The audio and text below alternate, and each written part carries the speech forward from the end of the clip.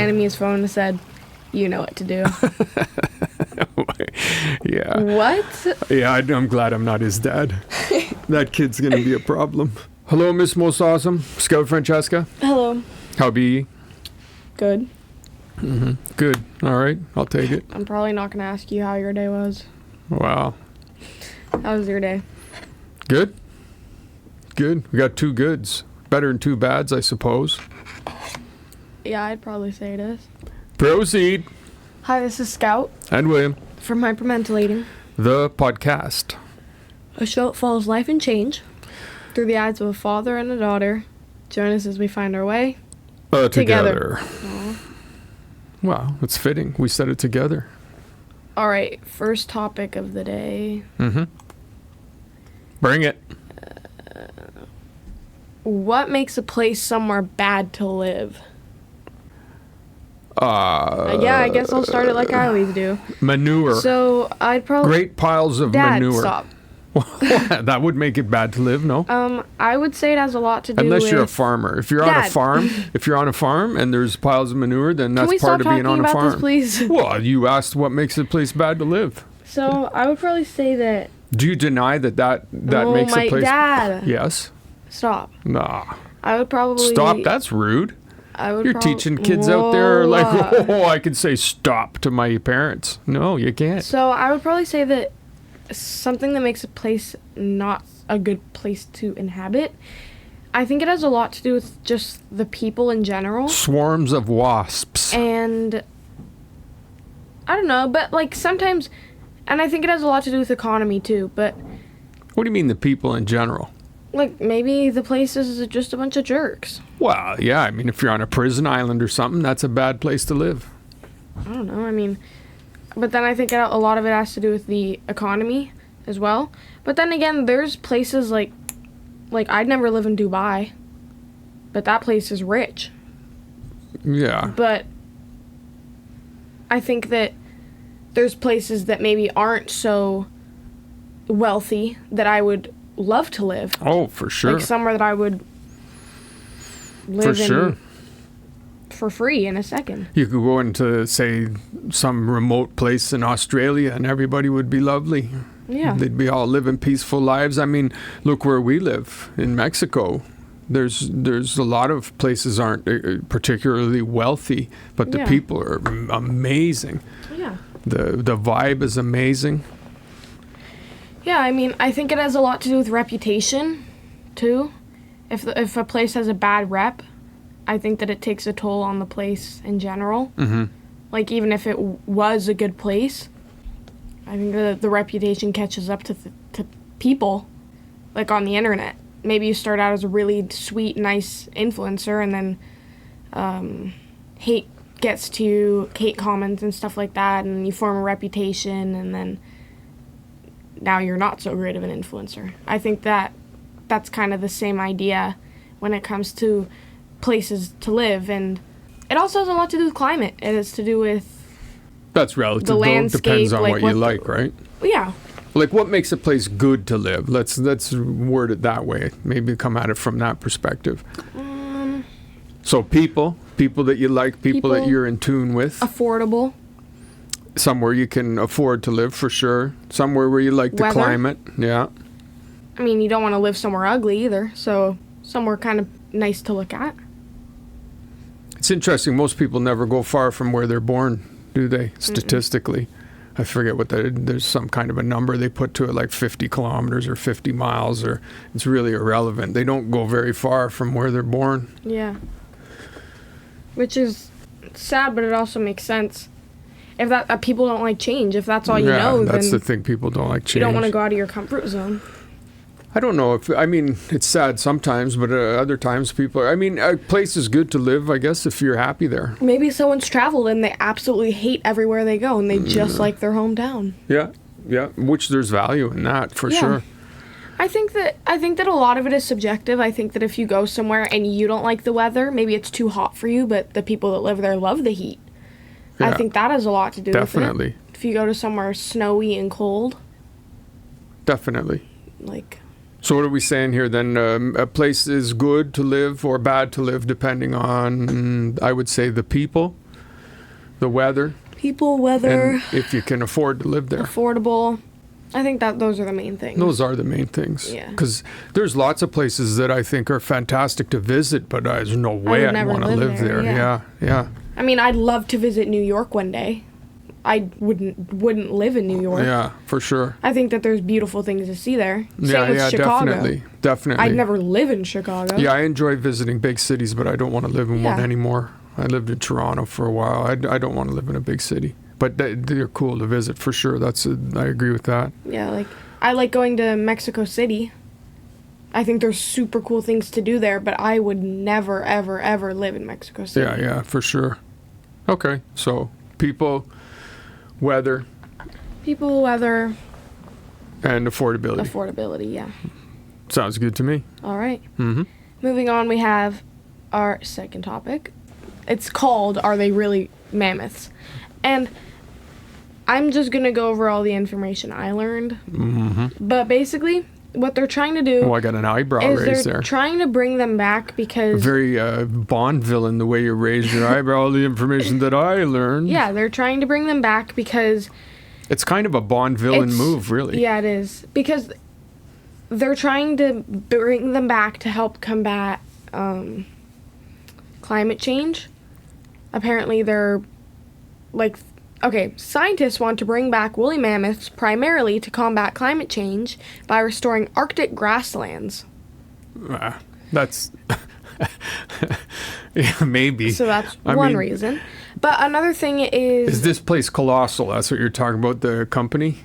Yeah. Because they're the ones that seem to be doing it. They're the ones that have got together quite a bit of cash for this.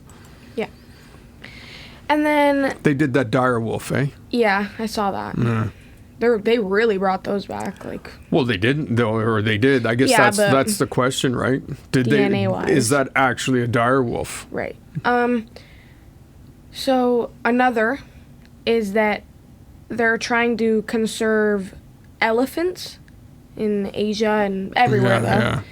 And basically, the idea is that they take the mammoth's tusks instead of the elephants, which I think is just Wow. killing Yeah.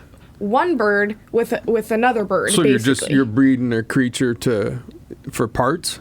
Yeah. Yeah, no, I don't like that. I don't love that.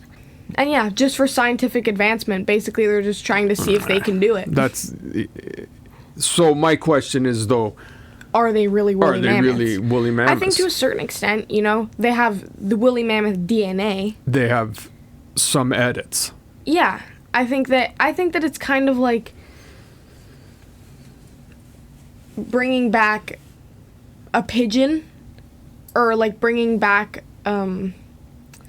a pigeon and calling it a crow, or bringing back. Wait, I don't know where I was going with that. It made sense in my head. I kind of get with the direction you're going. I mean, that Yeah, is like- what they're doing. In this case, They're both birds. Well, in this case, they're taking an Asian elephant and they're modifying it to be cold tolerant. Yeah, and furry. Yeah. So It's kind of trippy. Like they can literally genetically modify something to have fur and withstand the cold. Which That's fantastic, weird. very Frankenstein-y. There's all kinds of things to think about there, right? Like if that's a good move or not. But it's cool that they can do it. But again, like, is it a woolly mammoth? I mean, no. I don't think so. No, it's an Asian Asian elephant with Yeah. fur and. with some genetic modifications that are woolly mammoth. I mean, maybe one day they will actually be able to bring back a woolly mammoth, like for reals. But I don't think so though, because they would need. They just can't do that. Like Darwin said. I mean, I guess you gotta be on the side of Darwin and evolution. But he said when a group has once wholly disappeared, it does not reappear, right? Yeah. For the link of generation has been broken. And that's kind of what I think. Like once you break that link, you can recreate to a certain extent some of the things that were the thing that is extinct, but it'll never be the thing that was extinct because it's just not passing that on. We haven't got to the point where we can, like in the movies, there's a little blob of something in amber, and they extract that and they grow a T-Rex from it, right? But that's not that we don't even think that's ever going to be possible. They were giant. What they're doing is gene splicing, right? They're taking an elephant and they're genetically modifying like 20 alleles in the elephant. Like they're modifying really a small portion of the elephant so that it manifests some of the characteristics of a woolly mammoth. Fur. To make it, so that now the elephant that survives in the savannas would be able to survive in a cold weather Arctic. like a woolly mammoth used to be able to. Yeah. But is it a woolly mammoth? I really don't think so. Like the dire wolves that they did, it was the same thing. Those weren't dire wolves. They were wolves that they genetically modified to have some characteristics of dire wolves. They're basically making a new species of woolly mammoth. Sure. Or a new species of elephant. More a new species of not species, a new variant of Asian elephants. I read an article about how the mammoth bones that they kept in a museum for like 70 years turned out to be a completely different animal. That's awesome. Like just not at all a woolly mammoth. Yeah. They do. Sometimes that happens, right? They were get big. The testing improves really big, really cool. Like it'd be amazing if they could actually bring a woolly mammoth back. But if they were anywhere near that technology, you would be hearing about it. You know, if that was even remotely possible. I thought it was really cool. Like I can't remember how long ago it was, but when the frozen baby mammoth was found in Yukon. It was so cool. Like so cool. It's just crazy it is crazy that it's something that they existed in the past and won't ever exist again. That's the thing. Like I think the allure of this is that we want it so badly to be possible and true, right? That we could recreate the past. We could come back from our sins, our crimes of extinction. Like, because a lot of these animals went extinct because of our fault. How about we focus on trying to make our planet a little more livable again? Yeah, well, there's an idea. Like, instead of trying to bring back animals that are quite frankly never going to be able to fully come back. Like, I agree. I think we're focusing on the wrong things, and that's why this isn't Jurassic Park. No, the part at the start where you're saying the scientists, it's for this and it's for climate change, and it's like, okay, you guys are trying to make up reasons to justify why you're Frankensteining animals. They're really trying to turn Earth into like a real life sci-fi movie. Think about it, like with all like Tesla's robot that they made and sold. Well, it's the chicken or the egg, right? What came first? Yeah. Tesla's robot or the story of Tesla's robot. Like, I've thought about that too. That's a good point. How we have these sci-fi stories and now they are coming true. But did the sci-fi guys manifest this stuff? Like, are they the reason we think of these things because some dude wrote about it? I saw a video that said it was like an old newspaper article in 2020. They estimate that in 2025 they'll have flying cars. Yeah, we definitely don't have flying cars. No, and quite frankly, we're not that close to having them. Yeah, I mean, just the chaos. The chaos would be outrageous. Oh my God. You imagine how, so bad. Think about how people are now driving. Imagine if we had all of us up in the skies ripping around. Everyone would have to get a new form of license and like. What, do you want to be walking around while things are zipping over your head like 100 feet over your head or something? No, I think it would be cool the first like 10 times. It'd be like, oh, look, there's a flying Cybertruck. And it'd be like, wow, that's really cool. I am telling you. But then the next 10 times after that, I'd be like, get them out of the sky right now. I would not be comfortable living somewhere where things were flying 100 feet over my head all the time. More pollution. Yeah. More scraps. More yeah, no. Yeah, more incompetent people doing things that nobody should doing, let alone incompetent Well, people. I was going to actually say that, and I didn't say it because, Well, I did. I know. But, I mean, I can be included in the incompetent at sometimes, probably, Everybody too. can. But, yeah. No one should be flying cars. No, it'd be chaos, man. It'd be chaos. Like, that's a whole other ball game. That's a whole other level of fender bender. Yeah. 100 feet off the ground, and people start bumping into each other or having flying rage. And it falls to the floor. Nah, it'd be crazy. no. We are not equipped collectively for that. So, yay, no flying cars so far. Yeah, good. All right, Kijang. All right. Blasting spot? forward. On the spot? Oh yeah, you're on the spot. What is the allure? I think that's the second time I've used that word today. Today's word is allure. Allure. Today's word. Can I guess what you're going to say? Sure. What is the allure of makeup? No. No. No, I know what that is. It's the mask, man. It's the desire to be someone else. All right. So what is it? Yeah. The allure of mall walking for a 14-year-old girl. Yeah. I love Go this. to town. No, because I have never done that before, ever.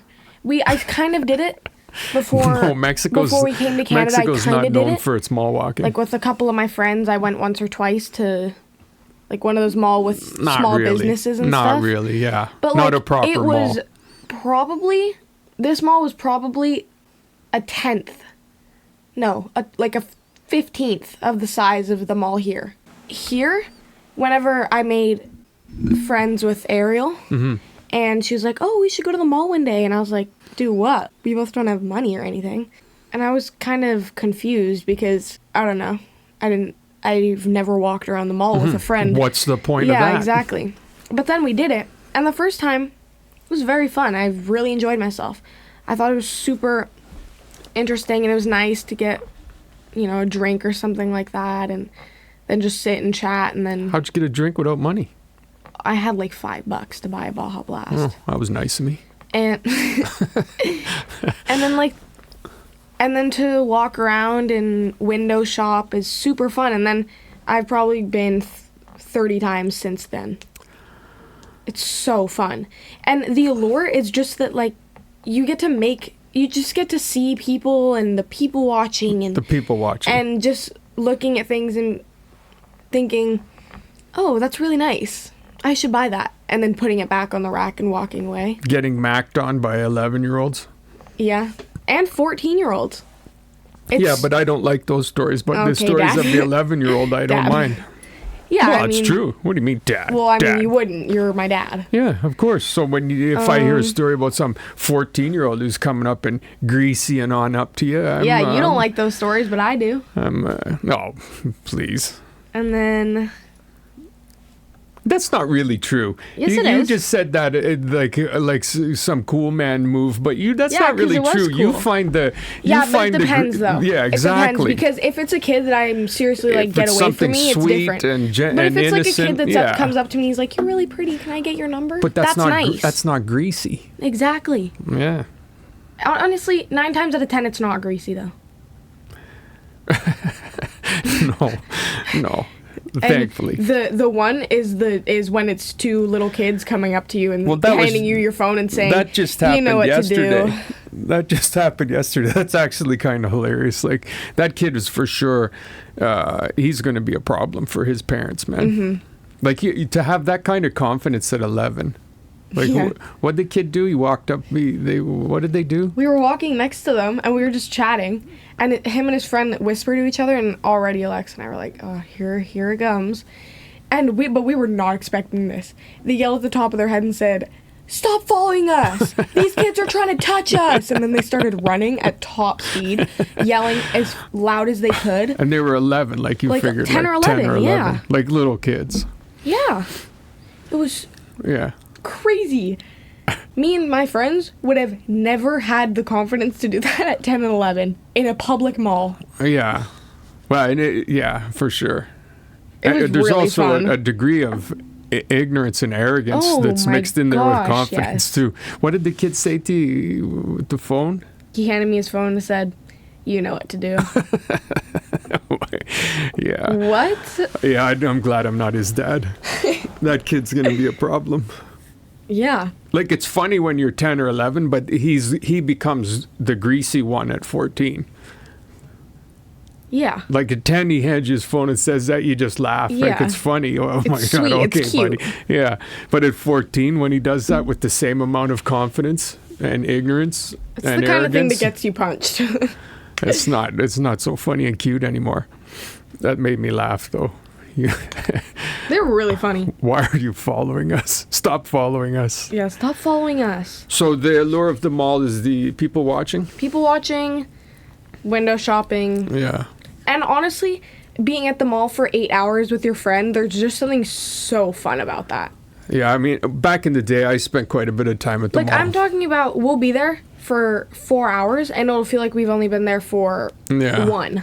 We used to hang around at the mall.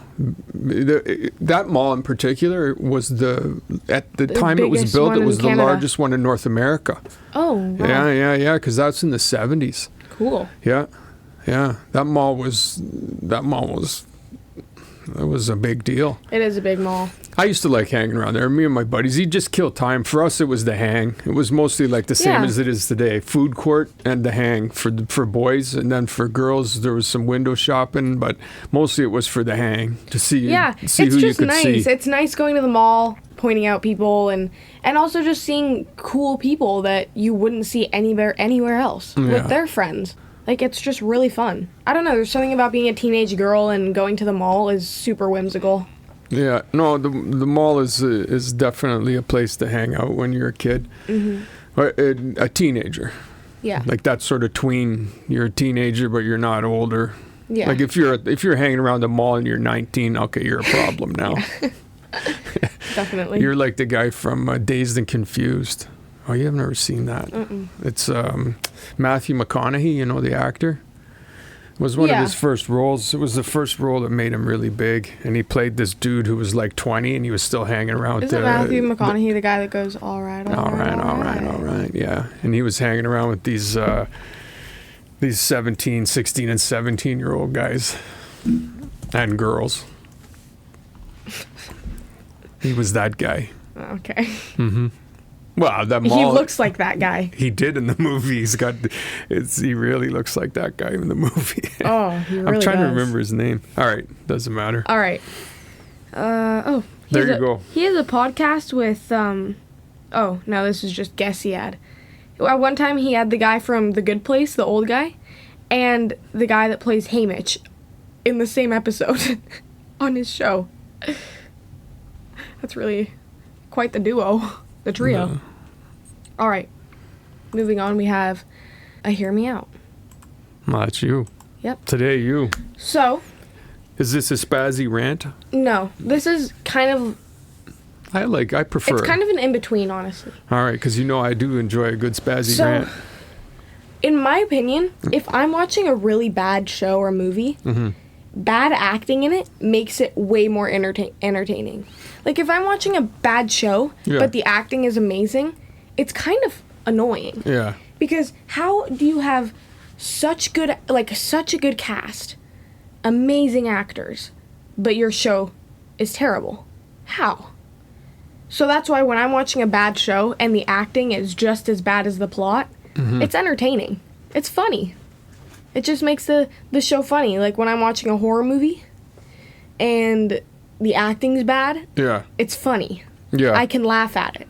But when I'm watching a horror movie and the plot is bad, but the acting's good, it's not fun to watch. Yeah, no, that's true. I never It's really thought about irritating. it, but you're right. If the whole thing's bad acting, plot, Yeah, then I can at writing, least make fun of it and laugh. Yeah, then it has sort of a value. But if and vice versa.